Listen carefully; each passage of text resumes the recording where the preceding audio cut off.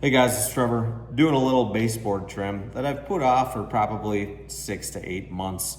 But as I'm doing it, just kind of reflecting on an old timer that I used to work with, and he taught me so many tricks of the trade. So I'm gonna show you one of them that he taught me when we're doing baseboard. So anytime you're doing any type of miter work, stuff like that, if you don't do it every day, it's obviously one of those skills that you can lose. So these little tips and tricks will help you get that good miter and it will last. So again, I'm working on some baseboard here and I already have the angles figured out because no matter what, they're just a little bit off. They're not a true 45 or a true 22 and a half. So what I'm gonna do is I'm gonna show you a method that he taught me. We used super glue before. I don't have any super glue right now, so I'm just gonna use regular wood glue for this, but the principle is the same. And once you get it fit just right, it never fails that, like, once you go to nail it on, one will get sucked in too much and your miters will open up and it just won't look right. So by doing it this way, it just is better, I think. Just my opinion. So I'm gonna show you how I do it. So I got my two pieces there, the orientation is right. What I'm gonna do is just take some blue painter's tape and I'm gonna put that right in between them.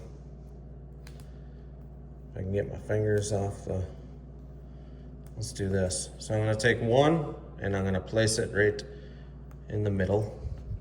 And then I'm gonna take my other one, line up the top to the bottom and long end to long end on the miter. Make sure everything's good. Press down on that. Make sure she's good and solid. Yep. And then what I'm gonna do is just take a little bit of glue. Probably a lot's gonna come out of here. Well, we'll deal with that in a little bit here. So I'll take that glue and I'm gonna fill it in that miter. When we used to do this, we used to use SA glue or some type of super glue will work. Well, this will work too. I don't plan on shooting these on till tomorrow anyway. So go ahead and get that miter full of glue.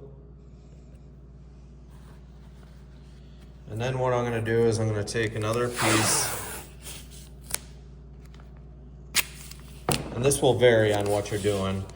What I'm gonna do is I'm just gonna glue this top side here. Stick the tape on the top side here. And I'm gonna pull this miter up, if I can get it to go here. I'm just gonna pull it up and I'm gonna close that miter. And then I'm gonna take this tape here and it's just gonna hold that miter closed while that glue sets up. So you can kind of see how it's gonna look here. Just wanna make sure that your tops and bottoms are nice and tight there.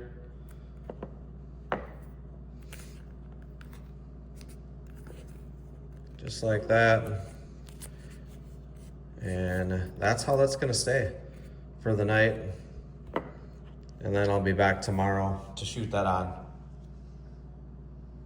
right, so again, just a nice little tip that you can do to keep your miters tight and keep them separating. So when you put them on, you can shim behind it. So when you shoot it on, it doesn't suck one up tighter than the other, and you can maintain that nice, tight, clean miter. So I'll show you these guys when these are done tomorrow. Thanks. All right, so I already have these installed. These were 22 and a half, just short pieces of baseboard there. You can see that, you know, by gluing that, it's maintaining that nice, clean miter. And then the other side over here.